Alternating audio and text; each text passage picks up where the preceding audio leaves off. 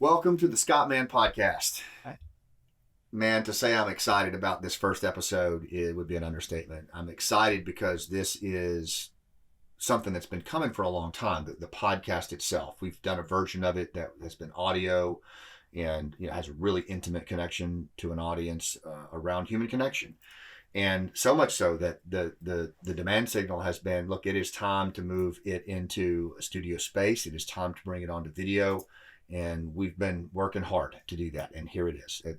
And so what you're going to see with this podcast is a focus, just a laser focus on connecting like your life depends on it and everything that goes into that.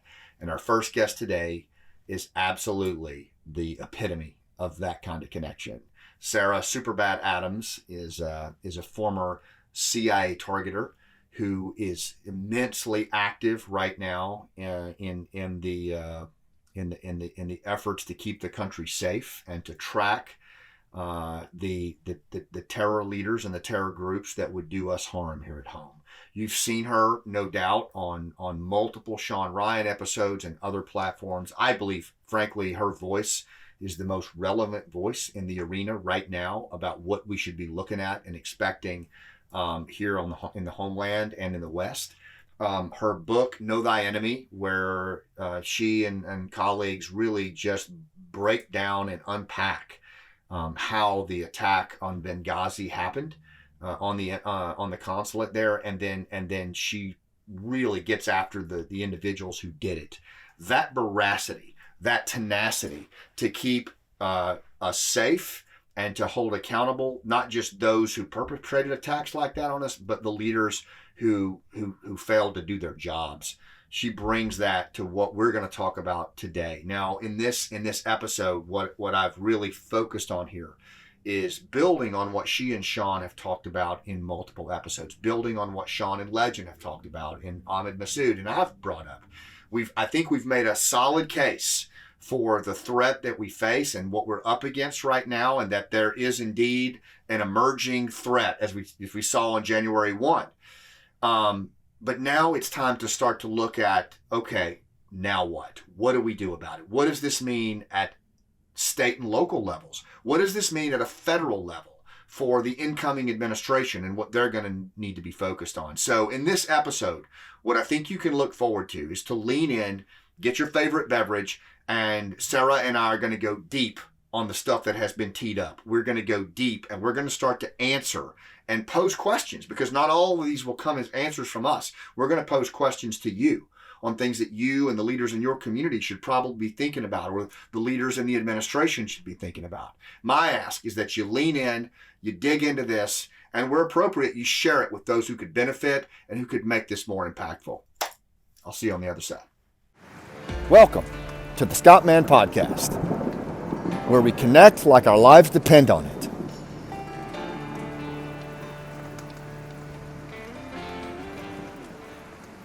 Hey everybody, welcome. Welcome to the very first episode of the Scott Mann Podcast, and I can't think of anybody better to have on the interview, on the show, than Sarah Superbad Adams. Welcome. Thank you. Yeah, I mean, first of all, you moved heaven and earth to get here, and you've been supportive of us getting this thing stood up, and so it's just having you as our first guest is, I think, fitting. So what I thought we might do today is, you've done a range of interviews lately where you've really unearthed some stuff that it's on people's minds, and so what I was wondering today maybe we could do is let's go even deeper. You and I have worked a lot on this issue at a practical level. And I think that's what's on people's minds. There's a lot of so what do I do now kind of stuff. And so I thought maybe we'll kind of let that guide us through today. But before we do that, you were recently on Sean's show. At the taping of this, that would have been like a little over a month ago. It was before the holidays, right? Yeah. I mean, it was really close to the holidays, Mm-hmm. and you were warning us about some stuff that's like, really, really high fidelity stuff. And then boom, right after that, the January 1 attacks. And you had even said it's big lone wolf attacks are going to be the things that likely precede it. And then sure enough, we have what appears to be an ISIS inspired attack in New Orleans on January 1. And so there's a lot of concern around that. Folks going, okay, well, maybe this is actually underway. And then this new administration that's rolling in, they're coming in at the taping of this, very shortly. So with all that in mind, with that context, just kicking off, what's new in your world? Like what's going on that has your attention right now that you're concerned about? Yeah, I mean, this transition is interesting, right? Because when Al-Qaeda was planning their attacks, they were just looking at 2025. They didn't know who was going to win an election. They didn't even know really we'd have a change in candidates, right, between, President Biden and Vice President Harris. And then now it's kind of like, okay, now we're going to have this shift. So we're feeling in a shift internally where a lot of changes are going to happen. A lot of changes need to happen. But then it's like also, how are they going to take advantage of that, right? Because it is going to be an interesting time. And they're really starting to talk about how do we affect the agenda of the new administration coming in. Yeah. And, we lots of times look at near peer doing that, right? Of course, right. China pokes at us and Russia pokes at us when we bring in a new administration. But a lot of people don't think, wow, the terrorists could also try to undermine it. And I think that's an interesting thing we're going to see going forward. And we have not seen that before. Yeah, in fact, I mean, I know the analysts that you work with behind the scenes have alluded to the fact that there's an emerging playbook to make it very difficult for the Trump administration. Yeah. And that the enemy has a vote, whether it's a terrorist enemy or a near peer, they have a vote in what happens. And that's another thing I'd like us to do today. Maybe as you're talking today, as I'm talking, maybe we could offer some thoughts for the new administration, in addition to a state and local focus, which I know so many of you have. We're going to do that. But also, where relevant, if we could offer up some thoughts and perspective for the new administration to consider as they come into office. Yeah, makes sense. Great. Okay, so thinking about the fact that they're going to possibly make some altercations or some alterations as things go their way. What's the latest on Hamza Bin Laden? What's your thoughts on that? What are your concerns about that? It still seems to me like it's like, damn, the son of Osama bin Laden, who is overtly proclaimed hell-bent on revenge for his dad, it still doesn't seem like it's landed with people. Yeah, it's really interesting. So in Europe, it seems to have landed. When you reach out to people in Africa, I mean, actually, even before we were saying it, people in Africa said he was alive. Yeah. I mean, when I was working in Libya, the whole time they said Hamza bin Laden was never dead. So I always heard that assessment. People in India are hearing he's alive because, they do a lot of focus too. They have a Al-Qaeda Indo-subcontinent threat, right? But it's just in the U.S., it seems like the belief he's dead is so controlled, and anyone who tries to put out something counter to it gets pushed back, right? That's such a dangerous thing. It's dangerous because no matter what, if you have competing arguments, right? At least when I was in the intelligence community, you would just red team a piece of it. Yeah. And then you'd say, we'll collect on this other view, right? Yeah. And then in the future, we'll be able to compare the two different collections. But think about it. Nobody's collecting on this view. No. And so he's plotting and planning and people are just pretending he's dead. It's the craziest thing I've ever seen. It's like the Twilight Zone. It really is. And, to your point about competing points of view, because you spoke about this earlier, in the operational world, for example, in special forces, if we were planning a target or a mission, you would always have and welcome competing points of view from intel analysts, particularly if they were well respected. And then at the end of it, like you would, when you worked that into your plan, you would have a most probable course of action and you would have a most dangerous course of action, right? And then contingencies off of that. You didn't just dismiss unless there was some like really good reason. You didn't dismiss the analysis of someone because it didn't jibe with like what your current policy view is. So, okay, but with that, I think that does set up nicely, I guess, my question that I'm getting a lot. And I want both of us to kind of talk about this for a minute, but I was in a conversation the other day. It was after your appearance on Sean Ryan. And this is a pretty savvy skookum individual with access to the government, and they were talking about what you were warning about. And these are high fidelity warnings, right? Like what came out of Al-Qaeda 2.0, what Guido and others are warning us about is like it's specific in the sense that we understand that it's going to be a locally distributed attack where we live, work, and play. It's going to look a lot like Mumbai, with some more October 7 than 9/11. And things like Hamza Bin Laden is driving this, revenge for his dad. Like there's a lot there. And then the response from this individual was, I don't understand why, and there's skepticism in the tone, why I'm not hearing this from the three-letter agencies. Why am I hearing this from Sarah Adams? Why is Scott Mann echoing this? But I'm not hearing it from the agency. I'm not hearing it from DOD. Yeah, and I mean, the simplest way to put this, and we've explained this for a long time when it comes to Libya, for example. So when we went into Libya after Gaddafi fell, you get collection priorities in the U.S. government, right? And our collection priorities were mostly political reporting, right? How's the government going to be formed? There was something called federalism at the time. It was a high priority. And then as you can imagine, what was going to happen with the oil industry, right? So those were our collection priorities. That's what people were paid to collect on, and those are the talent they brought in. So when it comes to Afghanistan, our two collection priorities as the U.S. government is Islamic State Khorasan province and Al-Qaeda Indo-subcontinent. It's not Al-Qaeda central leadership. So we're focused on a branch of Al-Qaeda that actually doesn't even have operational approvals from Al-Qaeda to operate in Afghanistan. They get to have safe haven there. They get to do training there, but they can't carry out actually any attacks inside of Afghanistan. And that's the U.S. collection priority. So they're not prioritized correctly against Al-Qaeda. Where would you, so, you know, I know collection priorities are driven by where the leaders place their focus, right? And so is it safe to say that these collection priorities are being derived from a point of view of leadership that just does not warrant the prioritization anywhere else? Or, I mean, in other words, how in the world could you arrive at those kind of collection priorities at a national level?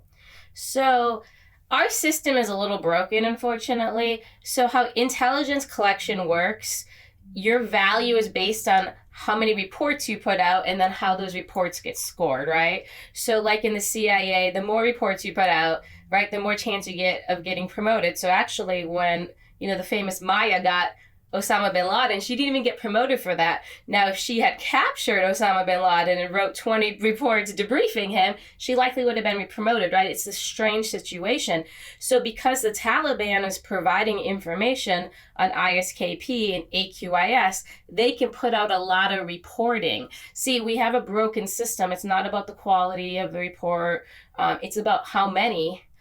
And so it's almost like we need to fix something in the core of how we collect. And for years, we collected a lot of information in Afghanistan. A lot of it wasn't useful. That's fair. But it was to get the reports out and get the numbers. Wow.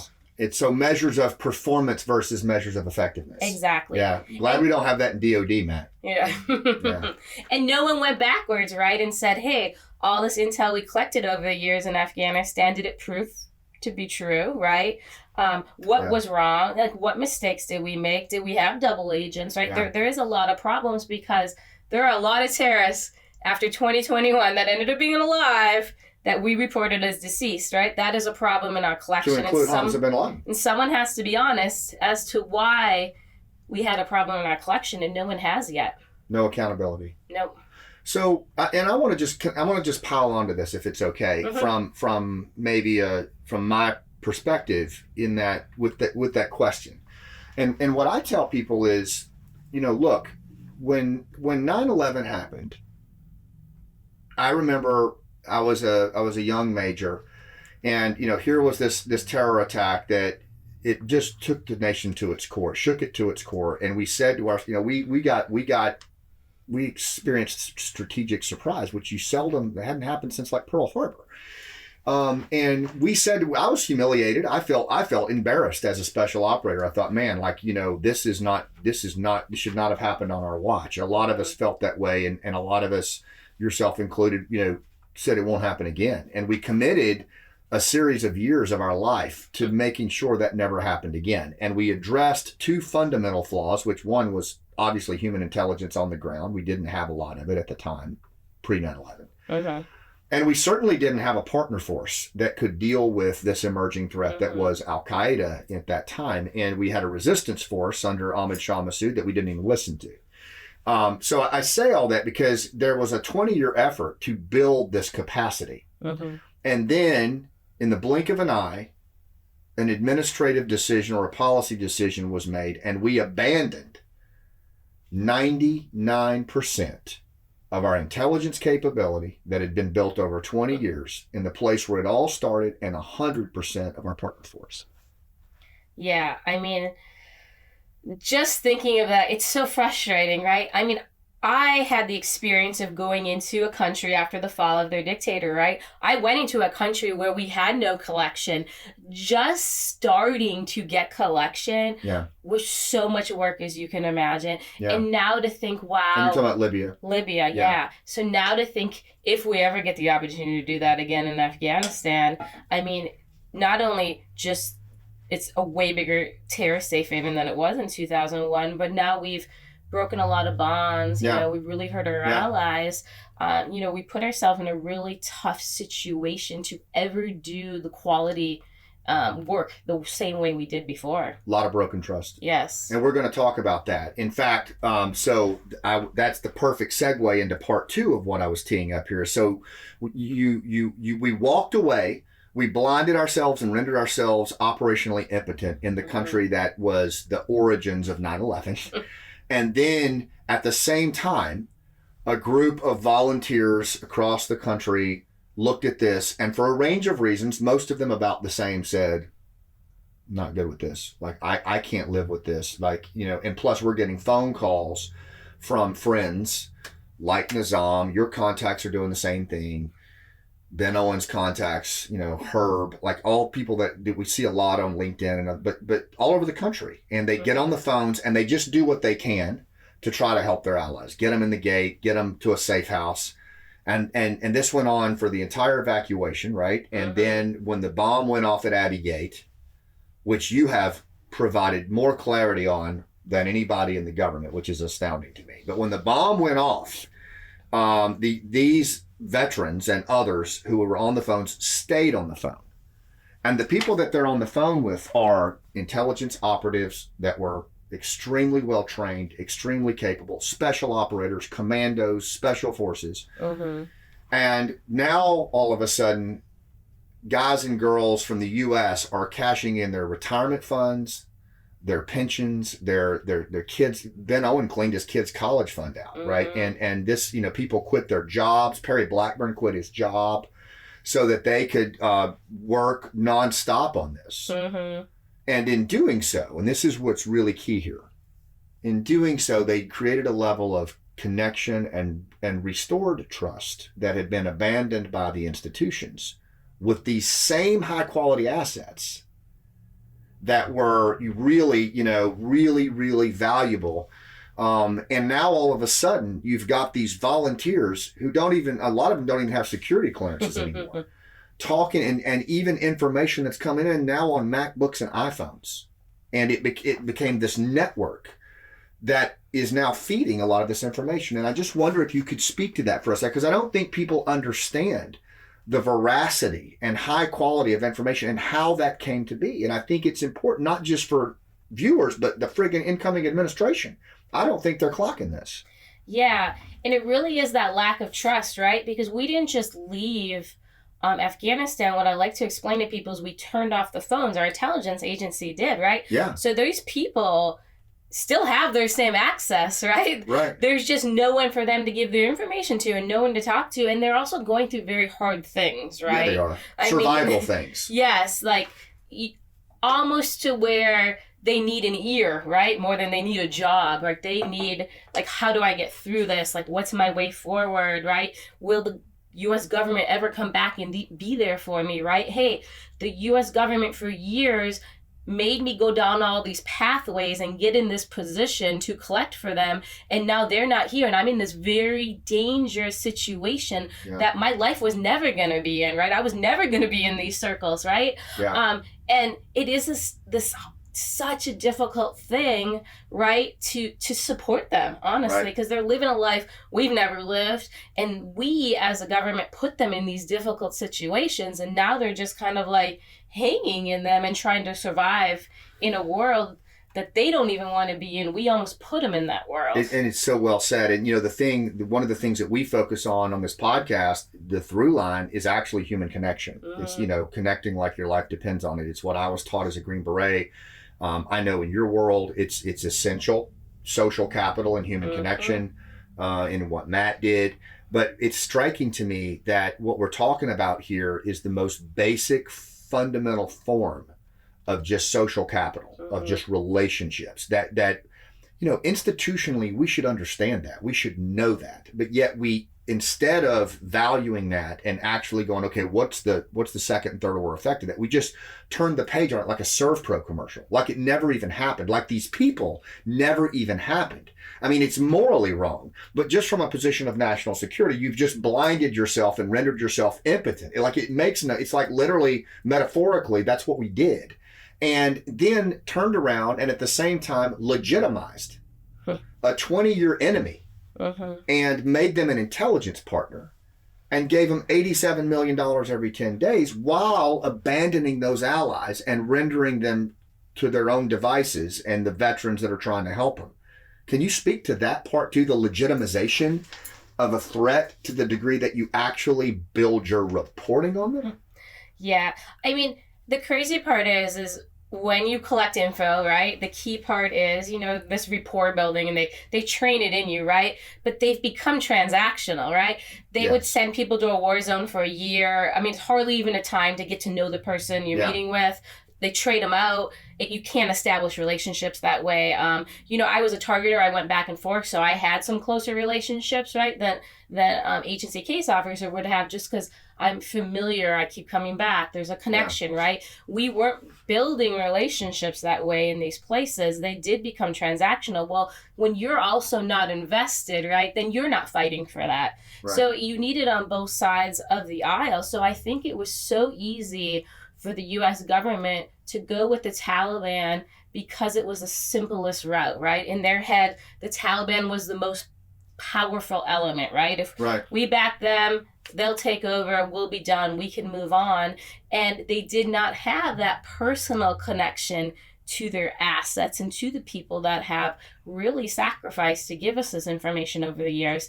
And that break is a problem. Like, we cannot have collectors in the U.S. government who don't have that anymore, right? Because that will affect recruitments and information. It will, and especially when you consider you're dealing with an enemy that is hell-bent with a multi-century narrative of ending the way of life in the West. Like, you have to look at will and capacity when you're talking about a threat. And that's where when you think about, I'm sure assurances were rendered by the Taliban to senior leaders in the United States that, this will never happen again. And, we'll keep everything in check. Do you sense that's the case? Well, there has been a promise, right, that the Taliban would never let Al-Qaeda attack again on U.S. soil.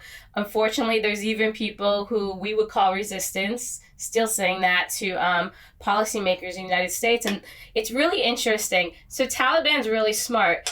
They are being partially honest, okay? So when the attacks occur in the United States, Al-Qaeda is not going to claim them, right? And then so they're going to be able to say, oh, it was these other terrorist elements. This is not Al-Qaeda. Don't call it Al-Qaeda, like Benghazi. Right. And so then people will still say, well, the Taliban kept their word. It wasn't Al-Qaeda. It was ISKP, or now it's the Islamic Army, or there'll be members from different terrorist groups. So you'll be able to say, oh, there's an Uzbek, right? So they have played this well to where Al-Qaeda will not claim responsibility, so the Taliban can stay honest with that promise. Yeah, and it's a game. It really is. And I want to just advise anyone watching this who's really got an eye towards state and local, and you're like, okay, when are you going to get to how it's going to affect me?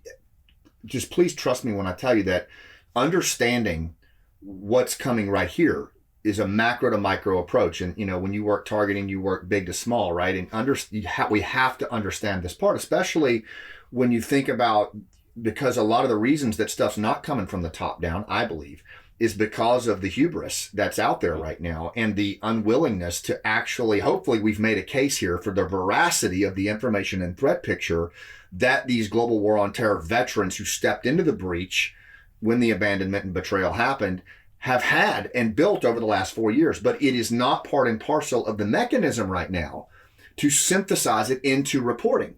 So it's not making its way down. That's why I'm like you, I'm sure I'm really grateful to Sean Ryan, because I think he gave a voice and a platform to Legend, to you, to me about this, right? But it's not mainstreamed into the threat picture.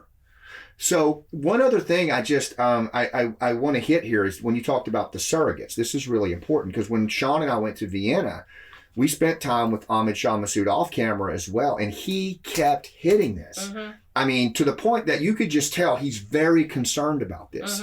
Mm-hmm. And what he said to me, paraphrasing, was, Scott, look, it is, they've learned a lot. Al-Qaeda has learned. The Taliban have learned. They're not going to present the same thing to you. Mm-hmm. What they're going to present to you is a surrogate application. And he said, look at Pakistan right now, and look at how they fomented terrorism against us.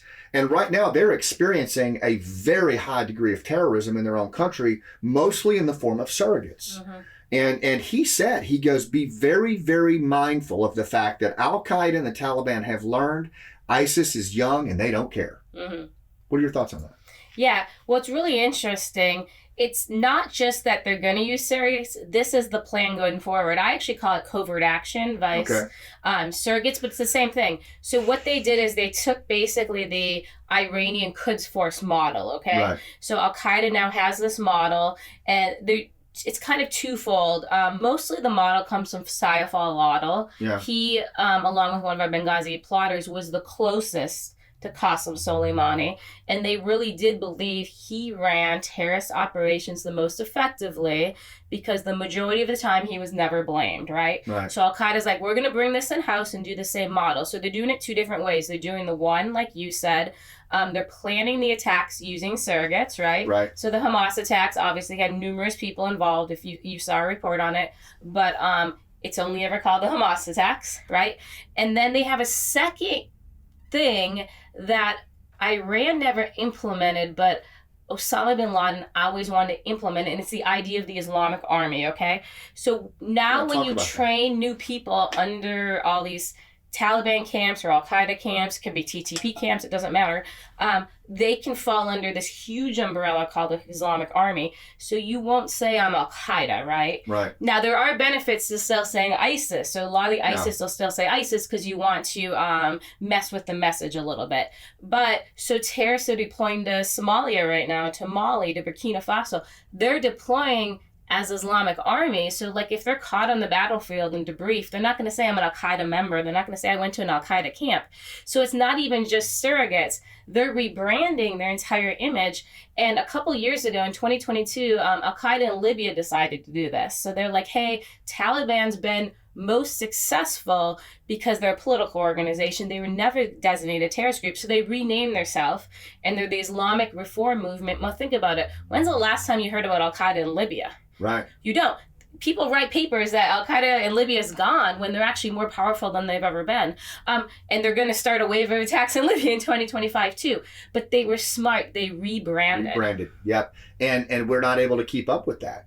And so, one of the things too, so it's, when just understand that as we move into this and we start to work as a community of practice on how to deal with this, there's going to be a ton of resistance, from the institutional levels if we can't break this loose. And this is where a lot of it's originating. This is the resistance that it's like a self-inflicted ass whooping, really. But yet the veracity in which you have put stuff forward, it has happened. The Haqqani involvement in Abbey Gate, and the fact that the bomber was the only thing he was being referenced was a kunya, was a name that wasn't even his name, and you broke that stuff. Mm-hmm. Can you speak about it? Because I think that's important, because it shows the veracity and level of accuracy that's coming from these relationships that were picked up by the volunteers. Right. And that were abandoned by the institutions. And I just think from a credibility perspective, it's important to make that clear. Yeah. I mean, as most people know, I've been tracking the Libyans in Afghanistan. Mm-hmm. And then it was spring of last year, 2023, CENTCOM put out their Abbey Gate report. And it still upsets me. And I was reading through it, right? And in the report, I mentioned this, on Sean's show too. in the report, they identified the suicide bomber, right? And it was like you said, it's Cunha. And I was like, no. I watched them do this to my brothers in Benghazi, lie about Al-Qaeda. I'm like, they're not going to lie about who did this attack, because they were really trying to lead the public on to think this was a lone wolf. Right. And no one on the ground believed it was a lone wolf. We knew in advance the suicide bomber was coming, right? Absolutely. We all got the it's in the alerts. chat rooms. There were bolos out. That's not a lone suicide bomber. So that was the day, I went to Boone again. He's like, oh no, here she comes again, like I did in 2015 with Benghazi. And I said, we have to do something right for these 13 families, even if they don't know we're doing it for them. So we did another one of our undercover secret investigations, and we identified basically all the plotters around him. And we ended up with I think it was 12 people in the bomber, and like 7 of them were Haqqanis, and then the rest were ISKP. It was a joint Haqqani ISKP operation. Our government's still not honest with the public about it, because we have a relationship now with the Haqqanis. So we're lying and covering for them. Absolutely. And people are going to die, and more people are going to die, and our 13 servicemen died because we're being dishonest about that relationship. And thank you for blowing that out. And to reiterate something too, I mean, you all found this information through open sources, like through relationships. While these assets would normally probably be under the care and control of, case officers and things like that in a normal world, like the way in which you and the other analysts arrive at this is through the relationships that you have with these people that were abandoned. Yeah. And the really interesting thing is, I don't usually give up sourcing information, but I just want to show how this wasn't difficult. So the CENTCOM put out, right, the Cunha of the suicide bomber, and as you know, we're the only ones that released his real name. His real name was in Taliban's computer systems, because they also, as you can imagine, discussed and talked about the attack. It was not that complicated. They could have asked the Taliban for his real name and gotten it, who they have a relationship with, which means they did not put any effort in to identifying his real name, and people should be concerned about that. 100%. And one other thing that I do know is that I have a very, very good friend who was very senior in the Abbey Gate report, and he told me in confidence not in confidence in the sense of revealing it here, but just at the time, did you know that they did not interview a single Afghan? Doesn't surprise me at all. Not one Afghan was interviewed in the Abbey Gate report. And I won't even tell you how many Afghans I talked to, but it was a lot. And I talked to people from other countries who have understanding of how these terrorist networks work, who has relationships, right? Because remember, a lot of these terrorists didn't live all this time in Afghanistan, right? A lot of this occurred in Pakistan, and a lot of their time was in Pakistan until Kabul fell. Well, we're 30 minutes in, and I think this is perfect because hopefully we've made the case of why this is a bit of a Twilight Zone type thing, but that it is nonetheless real, and it is something that we had best pay attention to, which is what I'd like to pivot into now, Sarah, if we could, is revisiting the AQ Al-Qaeda 2.0 threat. You contributed to that book. I'm so proud of you guys for. I really am. I'm so proud of the work that you all have put into that, and that book is well done. I think it really kind of blows the lid off of this plot that's been uncovered. It's very advanced. And so I think it might be helpful. I know you've talked about it a lot on Sean's show, but maybe if you and I could just riff a little bit as a scene setter of the fact that Al-Qaeda is back. The Bin Laden brand is back, bent on attacking the West, bent on their narrative of changing our way of life and a global, a global caliphate. And that hasn't changed. This is a persistent narrative that they will continue to move on. And now that Hamza is back in the driver's seat, like there's an accelerated urgency to it. And I wonder if you could speak to that, and then if we could bring it into just a really succinct discussion around what does this look like for the West? Right. Yeah. As you brought up, Hamza's doing it accelerated, and I don't know if it's just he was bored and he's more aggressive than his father, or if he's frustrated that his father's goals didn't all come to fruition. Can I just add something to that? I think we could both agree that there is really something to be said for vengeance. Vengeance is a powerful, especially in an honor-based status society. Vengeance and retribution is it's hard for us to get our head around it sometimes, you know, in a contract society. But the aspect of honor and revenge, badal, is a very serious thing. And it carries with it a certain energy that maybe sometimes we can't get our head around. Yeah, and remember, we did not kill Osama bin Laden like in a terrorist camp. We went into his family home. That's right. And that's viewed very, very different. And so it's like, it's almost bigger than vengeance, right? Because we affected their whole family. We embarrassed their family. Yeah, there's a restoration of honor. Right. We had all of our military present in front of those women. That should not have happened. So yeah, that is something. It's really hard, like you said, to explain that here. And that is something that will his children now feel, and they're in their teens. Their children are going to be taught this, right? Like, that's also just not going to go away, that one incident, right? Like how they think we handle it, right? Yeah. Because they don't think it was appropriate the way we did it, right? Do you think that this new administration, I mean, because there's a lot of talk about the near-peer threat. There's obviously the stuff going on in Israel. I think Eve has brought up the concerns that, like, we could get, you know, so myopically focused on some of that we lose sight of the very, very clear gathering storm, which is Al-Qaeda and its design on the West and specifically the U.S. Do you have concerns on the new administration, again, clocking that reality and integrating it into how they operate? Yeah, I think we are kind of in a country assessment that Al-Qaeda isn't the main threat. ISIS is the main threat. I still think our government believes Al-Qaeda doesn't work with Iran. And so if you don't view them as a joint threat, you're missing the ball, right? So I do think, I've been saying this a lot with some of the stuff I've seen in Syria.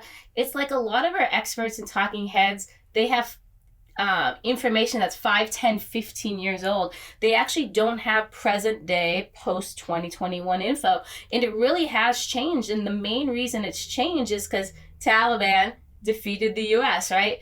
Afghanistan again became the base. Everybody started going there. I mean, Saif al-Adil, met with Boko Haram, right? Come train here. They've met, obviously the leader of Al-Shabaab is now based there. They've gone to Burma, right? ARSA, come train here, right? So they are Hamas, come train here, right? And they did before October 7th. And we told people that was shared in advance, right? And people really weren't believing it. They're like, oh, they wouldn't do this together. So, that is kind of the catalyst, and nobody ever goes back. Nobody says all this started with the fall of Kabul, even the Hamas attacks. Nobody says Hamas attacks happened because of the fall of Kabul, right? The Russian invasion of Ukraine because of the fall of Kabul. We need to be honest what the major catalyst was here. We sure do. And I go back to it, and I even, I'll see the looks on even reporters, who are covering something, and I'll take it back to the fall of Afghanistan, and they're like, well, yeah, but we're talking about... one of the things that on this as well, and I'm throwing this out for the new administration to consider and others is, we talk a lot about change, that there's a need for change, and there is. I mean, there's a need for fresh thinking on Afghanistan and terrorism. We need to get outside of this tired old approach that we did for 20 years. I agree with that. And it does look like there is, change afoot in elements of this administration. But you know what concerns me? And boy, am I going to probably get some hate for this from certain corners, but it doesn't do any good to change internally your administrative leadership on something like terrorism in Afghanistan and then trot out the same Afghan advisors that have been advising us on this shit since 9/11. And I'll say it, Zalmay Khalilzad, in my assessment, has no business being involved in any Hamid Karzai. These are guys who are questionable at best. And Legend brought this out as well on their design and their relationships with the Taliban and what they tell us. And it's just, we ran into the same thing when we would go into rural areas in Afghanistan, particularly early in the war. You roll into a village and the first white bearded elder that comes up to you may not be an elder. He may just be the guy that cleans the shitters, right? I mean, he may not be what he portrays himself to be. And in a lot of cases, we would just default to the person that would say, I'm the guy. without understanding local context, without going deep enough to really, and I just wonder if we're going to bring in new voices in this effort from the U.S. side and the Western side, why wouldn't we bring in voices like Sami Sadat or Legend or, Afghans who lived this experience at a trench level and have a perspective, more female voices, right? What are your thoughts on that? Yeah, I mean, this is a very frustrating thing, right? I mean, Khalilzad is still doing some underhanded deals, with the Taliban, giving them assurances that he's lobbying the new administration and they don't have much to worry about, right? So he's actually making them feel, more safe. And to be honest, it's not just different voices, it's a different generation of voices, 100%, right? That's right. Like, I really like General Zia from the Afghan Freedom Front. Amrullah Saleh is really good at leaking, right, the truth of what's happening. And if you're not listening to these other voices who really are showing those counter narratives, then you never hear them. And so that's another problem. This old guard is also still Taliban sympathizers. And no matter what, again, you're not getting the counterpoint. You're not getting the counter narrative. So you're making really bad assessments because you don't know both sides. I've been spending some time, and I'm doing it this week, is showing some of the Taliban's ISIS operations that actually weren't against ISIS, right? They reported to the U.S. government, and then it became fact, and it's probably in classified channels, and it gets reported up to our policymakers, and then they make funding decisions based on that, right? Because they aren't going to these other voices and saying, oh, I got this from the Taliban. What do your guys say on the ground about that? Like, we don't have that kind of nuance in our collection. That is insane to me. I think so too. Now, I don't work that way. I'll ask everybody in the world. And it's funny. I mean, I'll tell an Afghan, hey, I'm also going to go ask the Pakistanis this, right? I mean, they all know Sarah's going to talk to 10 people and ask the same question, right? So that is the way you collect information. For a lot of years. So let me ask you this, because I've actually heard senior leaders that I know with the incoming administration that there might even be, and I don't know this, this is speculation, but there might be a thought process that the administration can control and deal with the Taliban. They can do a deal with them and they're going to behave. What do you say to that? That's why they made the deal with them, right? They're the powerhouse. We're stuck with them anyway. We're going to have to deal with them anyway. And that's really when they first came up with reconciliation, kind of like 2009-ish. That was the assessment. That's never changed. It's easiest to deal with the Taliban. They don't think the Taliban's very smart, right? So they don't know when they're being played because they just assume, oh, these guys aren't educated, right? So, I captured Mullah Berader, right? He's now the deputy prime minister. And a lot of people really did not understand how smart he was because he doesn't have an education, right? Remember, this was the number 2 of the Taliban. He was the operational head of the Taliban. The Taliban were conducting very effective operations against us in provinces all over the country, right? He's a key strategist. And then you're negotiating the Doha deal with him and not understanding how his brain works. Like, he's pretty much a genius. But you're never going to say that about the Taliban, right? You're never going to look at them the way you look at another enemy. And so it's also, we don't understand them and we downplay their intelligence. Even some of these guys in Guantanamo Bay, I like to bring this up. So one of the attackers at Benghazi in 2012, his name was Ashraf Sultan, okay? He spent years in Guantanamo. I think he got released around 2010. The entire time he was there, nobody gave up that he was Al-Qaeda. He never admitted he was Al-Qaeda. He got released. He got detained as Al-Qaeda, released as Al-Qaeda. Nobody monitored him after his release, and then he came and attacked us as Al-Qaeda. Now he's basically the head of Al-Qaeda for East Libya. The entire time he was Al-Qaeda, we never had that in collection. We don't know our enemy. And so is it a safe assumption? Like, so you say you're going to control the Taliban. Can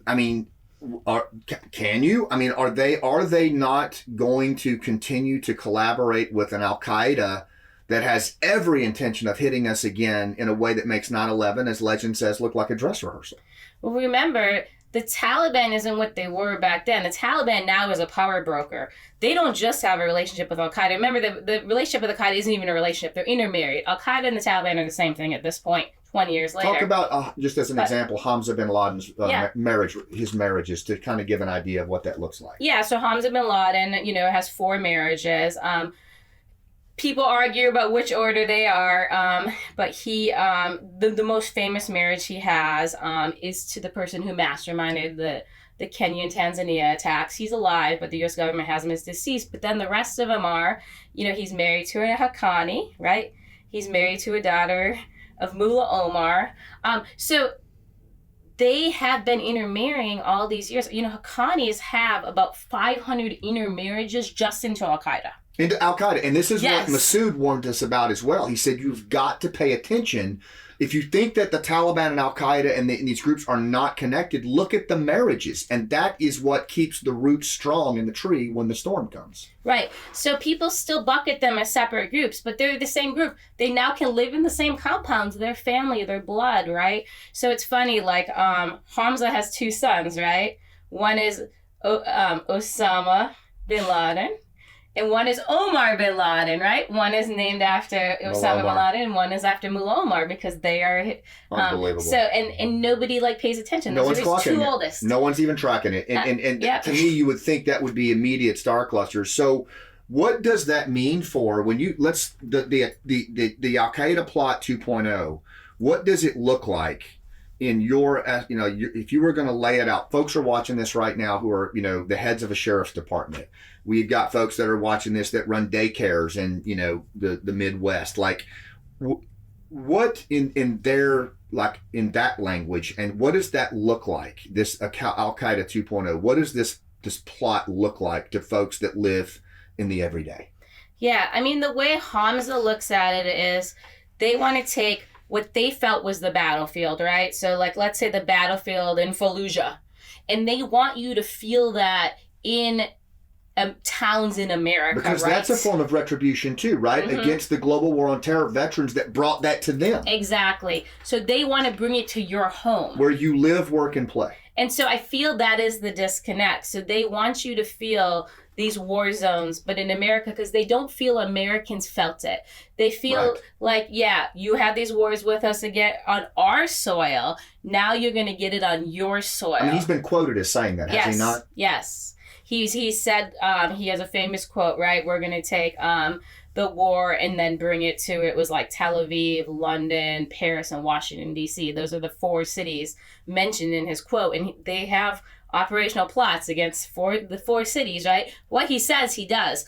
Hamza Bin Laden isn't someone who just speaks to speak. There's a lot of those. Yeah. Or there's a lot of terrorists who... ISIS is a great example. ISIS puts out like 3 threats a week, right? And people are like, oh, it's just them doing their propaganda again. He does not do propaganda. We don't even see him, right? Yeah. So, his tradecraft's really good. Yeah. So he makes a plan, he approves a plan, and it moves forward, right? There are no games in that. And now when they say bring the battlefield to our home, it means everything, right? It means stabbings, vehicle rammings, suicide attacks, car bombs. Drones. Yep, drones. Well, they've done drone training. Now, there's only one camp. So do I know if they have going to have weaponized drones in the attack this year? I'm not sure. Will they have weaponized drones in future attacks? They are training for it, What year do you believe this starts to really happen, and what does it look like in terms of playing out? Well, according to them, 2025 is a year they're doing the big 9/11 2.0, but it's not exactly 9/11 2.0. It touches on, so I've seen pieces of a number of attacks that they're honoring. Yeah. I'm not going to explain every piece, but one attack they're honoring this year, and it's the, what is it now? The 20th anniversary. It was the July 7th London bombs, right, on transportation. They're honoring that in this attack, which means it's likely also going to be on public transportation because it's a piece they're honoring. Right? They're honoring the 15-year anniversary of the Mumbai attacks, right? So, of course, a piece of the attacks is going to be the swarming style attack we saw in Mumbai. Another thing they're honoring is the bomb maker from Al-Qaeda's Yemen branch, AQAP, his name is Ibrahim al-Asiri. He's the one that invested the most of his time and his life into the invisible bomb. So they have innovated on that, and they will honor him by using his original thoughts and make them successful because he kept watching them fail. And so they're going to make that successful for him. And then the last thing they're honoring is the terrorists that never completed their mission. And one of the things is some of the failed airline attacks, right? They had obviously the big one out of London that failed, and then they had one in Southeast Asia. So they have airline plots to honor those who could not bring them to fruition before. So it's very interesting. It's not just a vengeance for Osama, it's honoring the 20 years of Al-Qaeda's attempted operations. Nice. Okay. It's very interesting. So you and I have talked a lot about this over the years. We've been working this problem set since the collapse and the betrayal. And so you and I and a few others have decided under the Task Force Pineapple umbrella to put forward a product called the Gathering Storm. And it is, very akin to what Churchill talked about leading up to World War II. And it really designed, you and I designed it to build on the Al-Qaeda 2.0 document and a lot in the October 7 work and the stuff that you and the analysts have done to basically say, okay, we have a good layout now of the threat picture, at least, what we think it's going to look like in a local distributed way. And now can we start to look at some of the other places where the bits of this, as you said, have played out, like Mumbai. Can we look at the lessons learned from October 7 and even things like, where the Chechens took over the school and wired it with explosives, and the attack by ISIS in Russia. Hell, even the Vegas shooter. There's so many things. So what we've done is with this Gathering Storm is we've taken you and the analyst team are building a threat picture, and then the lessons learned guys and myself, we're actually looking at from kind of an operational lens of these places and what at the state and local level, since that's where it's going to manifest, what was learned from those cases, and we're going to stack it on top. Yeah, right? I love that. Yeah, and I'm really excited about it. We're crashing on it now. I don't think I've ever you write that fast. I'm not used to writing that fast, but I think when it comes out, I think it's going to be a very practical, user level guide for state and local leaders. What are your thoughts on that? Yeah, and it answers a lot of questions. I was working these terrorist attacks, right? I got called in when Mumbai happened, but a lot of people saw them on TV, but they don't know the tactics or those little pieces. So now we're going to give them to you. So law enforcement doesn't have to do their research. They can say, oh, here's some lessons learned from it. Are we going to make those same mistakes, or can we make changes to mitigate some of these lessons, right? And so we're going to give a playbook so you can get ahead of these things and maybe train in ways you haven't trained before. And some of them are in the form of questions, because some of them we don't know the answers, and I'm not going to pretend to know. Some of them it's going to require an unprecedented private-public partnership that we've been trying to screen for, and it's going to require a conglomeration of ideas and best practices to iterate on it. But I thought for the time that we have remaining, maybe we could talk about a few of those state and local things, and just things that we have already said that are going to be in the product, in the book.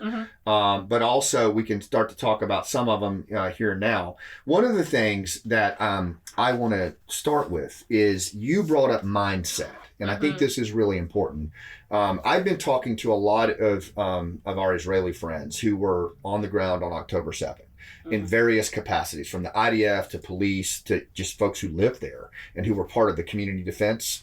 And what strikes me is that there are some very consistent themes coming out of that. And a lot of it, I'm just going to riff for a second if it's okay, but a lot of it was intelligence failure. A lot of it was hubris. Arrogance. You talked about warnings were provided, and a lot of folks that thought Hamas was beat down like a circus clown. There's no way that they could muster something like this, even when they were finding gliders, and so there was a level of just, this couldn't happen to us, right? And people that I've talked to that lived in the communities, many in the communities didn't think so either. But one thing that keeps coming up, and it kind of haunts me, and you talked about this as well, is the way that we think as Americans, that we think as law enforcement, that we think as first responders, as city officials. We just have never experienced unless you fought in Ramadi or unless you went up against these cats, there's no way that unless you really condition yourself that you could think along the lines that they're going to bring to us. And they thrive in that audacity. They thrive in what Doc Phillips calls that horrorism that they bring, especially when it's local. And what one person said to me, she said this to me, she said, Scott, these communities are on the border. We face this threat every day in Israel. We have a mindset. Most of us are veterans. We have community defense. We have a mechanism to defend ourselves. We have all these assets watching the border. We've been dealing with this for years, and we got overrun. And they came across the border. And she paused and she said, you all are dealing with, and you've left your border open for 4 years. Haqqani is the Minister of Interior who controls the passport office. Like, they are in your towns and communities. So it is an easy estimation that what happened to us on October 7th, when they came across the border and had to go back in a set period of time, is going to be 10x for you all at a community level. And I didn't even really know what to say to that. What do you say to that? Well, also what I say to that, really to expand on it, because the idea is perfect, but remember, Hamas could go back over the border. Right. In the United States, they have nowhere to go, so they are going to fight to the death here. They're not going to retreat. And we really haven't seen a lot of those type of attacks, I had someone on social media try to tell me the Boston bombers that way. I'm like, no, we hunted them down, and then one of them got involved in a shootout. So they also don't plan to stay. They don't plan to retreat, and that is a mindset that we aren't ready for. And the interesting part is, so you can get this mindset as a terrorist two different ways, right? Obviously, the religious indoctrination, or just the time in service. You have this brotherhood with these terrorists, right? That was our Benghazi thing. Most of the attackers that came that night had a brotherhood from fighting in Iraq, etc. But then the terrorists are trying to speed up this process and almost the indoctrination, and they're using drugs. So in these suicide camps, they're actually drugging the trainees to get them to that place faster and to affect their brains faster. And then we saw in the Hamas attacks, a lot of the attackers were even drugged while they were attacking. So it's like they're almost taking to this other angle of, we can alter the mind in some way and make them even more extreme and make them do something they might not have done. Yeah, and to your point, and Sarah and other analysts have brought this up in Al-Qaeda 2.0, is that the overall aim point, we have to be really clear here, is mass casualties. Mm-hmm. Like, if we don't understand that. So then people come to me and they say, yeah, but what do we do? Well, to me, the first thing at a state and local level that I want to do is what several of the sheriffs have done here in Florida, is reaching out to you, reaching out to me saying, hey, how do we get this scenario approach infused with our analysts and with our training and our resources, mm-hmm. right? But, it starts with just kind of opening your mind. It's not about panic or sky is falling, but a scenario informed approach, right? If it, just like in any operation, if you know that there's a good chance that the threat's going to do this, then I want that to inform my training, my resources, my priorities. Right now, I don't think that exists at state and local levels on triage, on communications, on any of it. Mm-hmm. We just don't have that. So to me, that seems like an important first step. It's something we bring up in the book, are thoughts and ways to get these scenarios infused. I mean, even into your family's home defense plan or mm-hmm. your community watch, right? Yeah. And the other thing I've heard a lot from sheriffs too is, as we've complained, nothing from the federal level is going down, but small nuances matter to them, right? Like if I say they're putting drugs into a suicide bomber, like what's that drug? Because it could be an indicator. Right. They could be on the drug here, right? Little things like that. Or we always get, what are they training in the urban warfare camp? So we know what to tell our, law enforcement and be prepared for. Like, if this is what they're training in urban warfare, this is what probably they plan to do on the streets here. So just those little nuances they need and they want, and nobody in the federal government is giving that to them. And I think a lot of it is hubris, mm-hmm. This thought that like we've got it handled. And I mean, and you just see it, and you just, like the example, the number one thing I've heard from Israeli friends that I've talked to, and it's been quite a few over the last few days, is hubris. It's the first thing out of their mind or out of their mouth. And I'm like, damn, because that's what's happening here. And another recommendation that we're putting forward in the Gathering Storm, and this is at every level, is that we are so far behind on this threat. It has evolved for so long, and we've had our head in the sand for so long, that our best hope, honestly, is to flatten the landscape on collaboration, to get rid of the stovepipes, to invite in the competing perspectives from the private sector, particularly the global war on terror folks like yourself and others who have held the line for 4 years while our government, for whatever reason, did not. Like, they have to be invited to the party. And I think that has to occur at state and local levels. It has to occur at federal levels. But if we don't get an unprecedented approach to private-public partnership on this and invite the GWAT folks to the party, I don't see any way in the world that we could even compete with this plot. Yeah, and what you're focusing on too is, we've been doing this all from the ground level up, but we do need senior leaders coming down, because I have rock stars across every agency in this government that have reached out to me, right? Let me learn what you know. Let me bring this in-house. Let me bring it into my classified environment. Let me push this across my folks.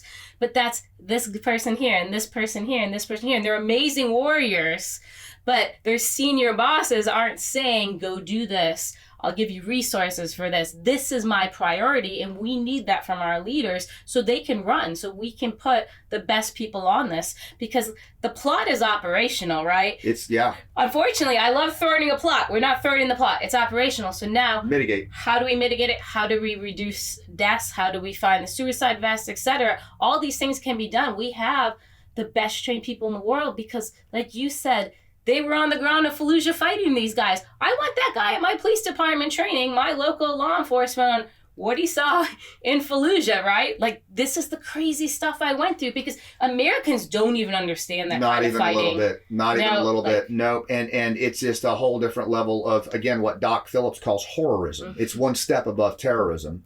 And, you brought up two really key points here, and I don't mind saying it because I don't think time's on our side, is that like this, we have an inflection point right now where top-down institutional leaders have the opportunity to really recognize this very odd place that we're in our history where, this private sector of folks who stepped into the breach and took over, in many cases, the management of these assets and kept them safe and continued to responsibly gather this information.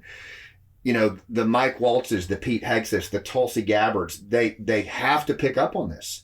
They have to pick up on this. There's no, and what I'm asking folks, honestly, I'll just say it right to the camera. Call your congressman, call your senator. If you know any of those folks, demand that they listen to what this small group of global war on terror volunteers has been doing for the last 4 years, because it is absolutely essential to our understanding of the problem. Is that fair? Yeah, and to be honest, go walk up to anyone served in Afghanistan and ask them if they think now an attack is going to happen here, and I don't think you'll find anyone that says no, because they've watched the last 4 years devolve. Yeah, I spoke at the global at the Special Forces Association global gathering just in October, mm-hmm. and it was between 500 and 1,000 dudes in the room from Vietnam, Korea, Cold War, Just Cause, all Green Berets, and I asked them, how many of you think another attack on the homeland is imminent? Every hand went up. It was the most chilling. I thought I was ready for it. Mm-hmm. But when I saw that, it took me back. I almost didn't know what to say in that moment. And it wasn't like it was like, mm-hmm. And I hope that our leaders are understanding this, and that our GWAT volunteers have something to say, and they're screaming it to the mountaintops. And I hope somebody listens. Now, the other thing that you said, mm-hmm. and this is down to the state and local level, is that I believe the X factor in this whole thing could be, once again, the GWAT generation of veterans, that less than 1% of folks who went over to Afghanistan, over to Syria, over to Africa, over to Iraq, and they've faced these folks, but also they've learned how to build networks, and they move really fast. Mm-hmm. They get on signal or whatever it is they're doing. We saw it in the fires in West Maui. Mm-hmm. We saw it obviously with the Afghanistan, West Maui. We saw it most recently in Western North Carolina, mm-hmm. where institutional leadership failed.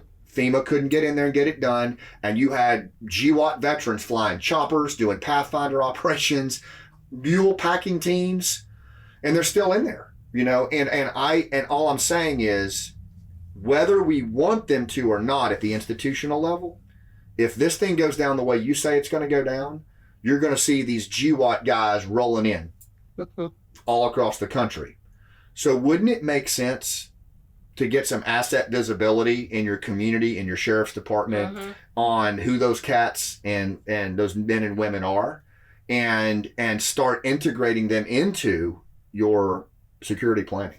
Yeah, it's not just using the resources you have. I mean, you know, where we live, we're really lucky. I mean, every special operations person retires where we live. Bad place to get in a bar fight. Right, but don't wait till something bad happens to make the relationships. And like you said, cross-train in some ways. I mean, I know there's some, you know, you got to work out the legalities, but hey, can I call you up if things go down? And one last thing that really gets forgotten, I think we became...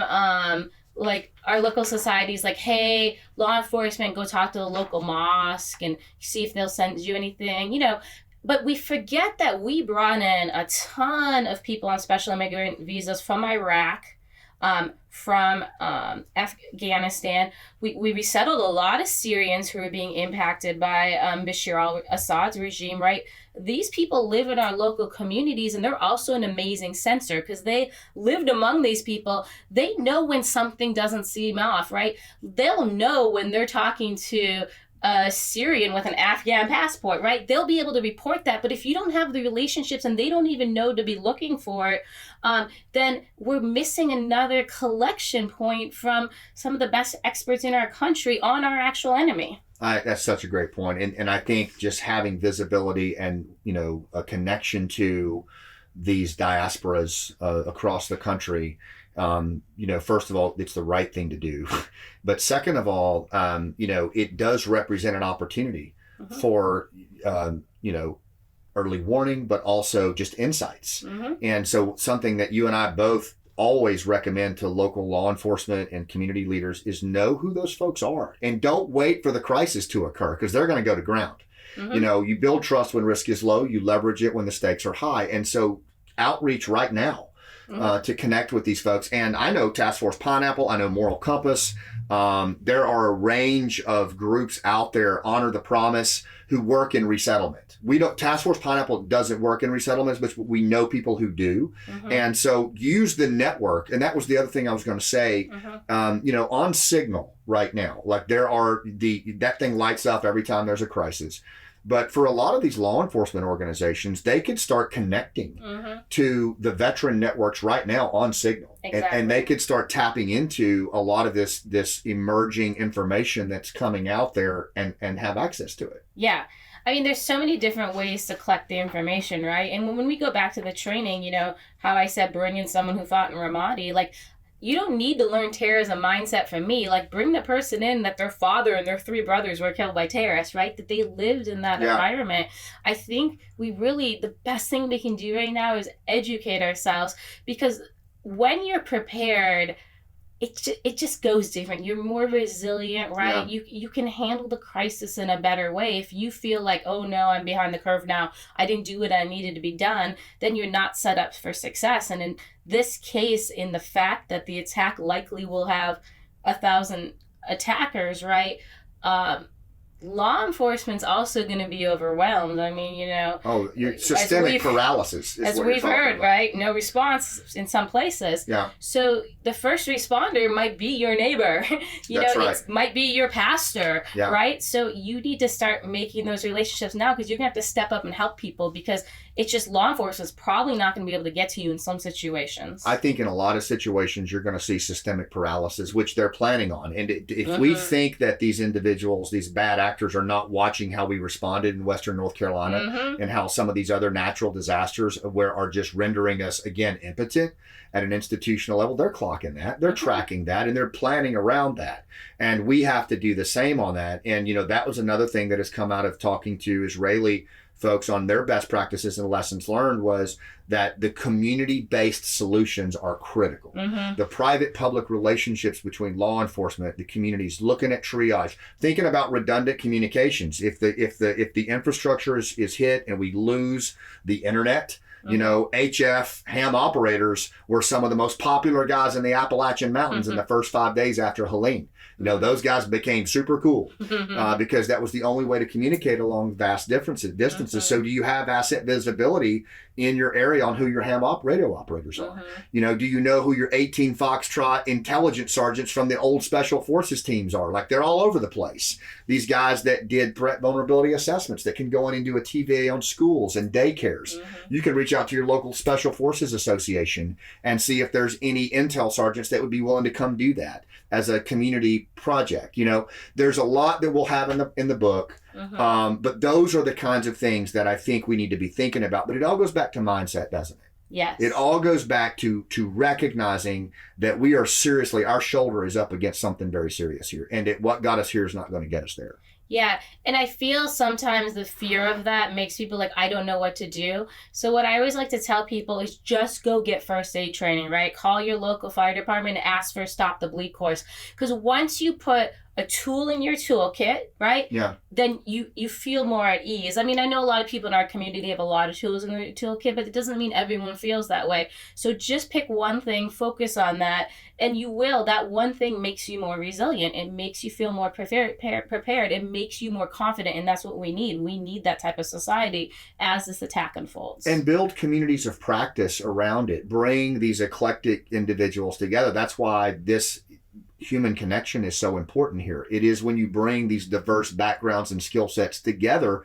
It could be a remote group on Signal, but it could also be a community of practice in your community where law enforcement, fire, National Guard representatives, Fallujah veterans, Special Forces Association, you come together and you get informed just by looking at Al-Qaeda 2.0, October 7, and then our document that's coming out, The Gathering Storm. That alone will give you both individual and collective considerations at a community level. And then you can start to look at it and go, okay, what can I take on for myself? And some of it will just be posed as questions.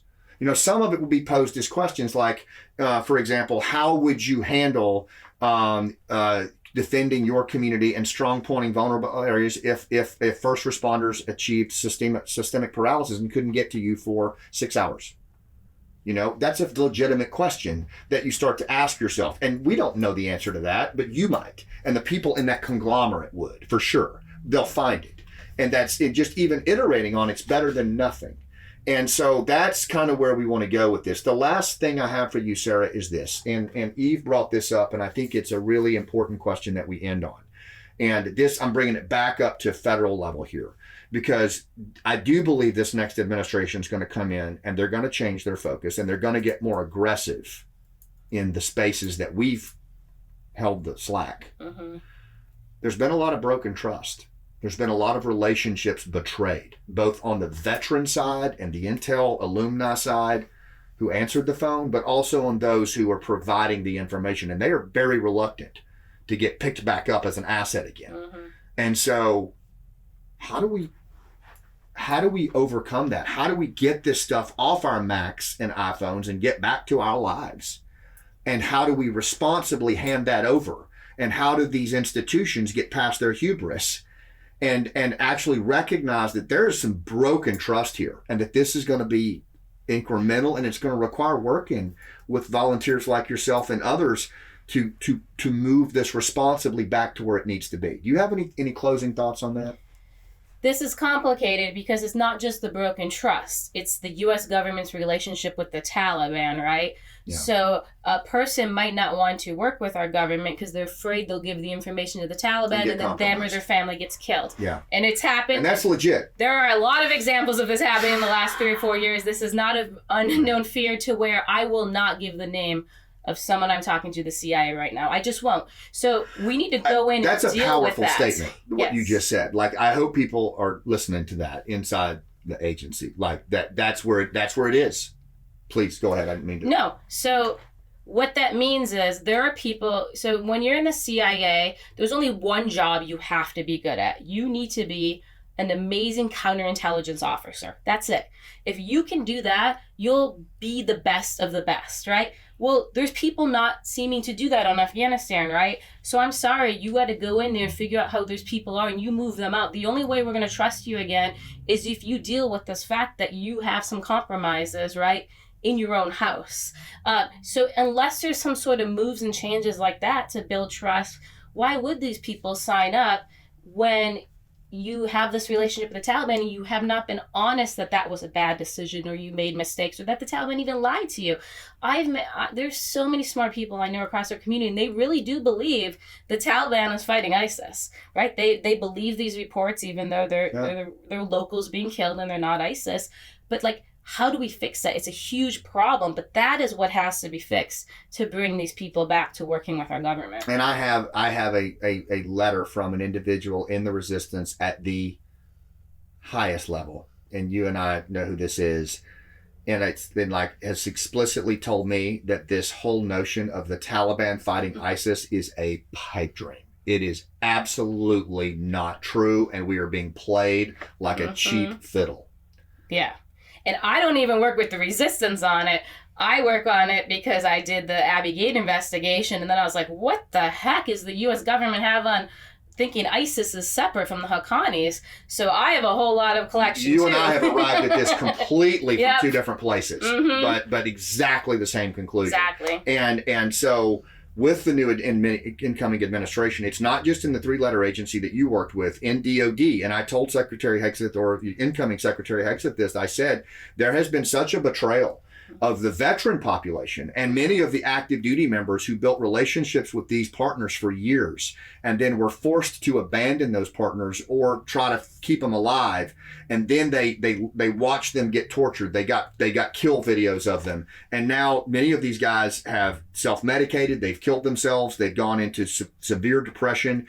And if you think that's not affecting recruiting and retention and morale and frankly partnership elsewhere in the world, you're deluded. So institutionally, there is a ton of work to do with this incoming administration to just restore trust and capacity that has kept us safe for years.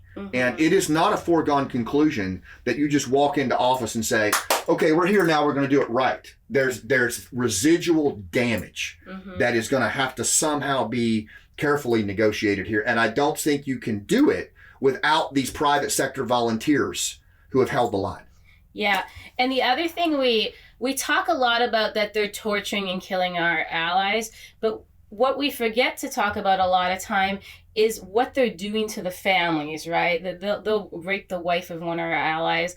I unfortunately know right now an 8-year-old girl, her father and then her grandfather were killed by the Taliban, and now they're going to force her to marry a member of the Taliban to dishonor the family more, right? Just the things, they're killing people's children, right? The war crimes alone against just the families of our allies is something they're dealing with every day. That's a whole nother issue we forget, right? Like, they do not even feel safe to collect info to give it to us or feel safe giving us the info because they don't want to impact their families. And even the ones that came here and are in America safe now, their families still overseas, and the Taliban are using their families almost in hostage situations. They'll make them come back because otherwise they'll marry their wife off or the daughter off and do something horrible. So they actually have to go back, and then they get tortured, and we don't know then what happens or what promises they have when they come back here. So it's becoming this huge problem, and we're letting our allies down, even the ones living in America that we did rescue and save. It's amazing. And, I ask people to continue to make the case, continue to call your congressman, your senator, even as you prepare at a local level.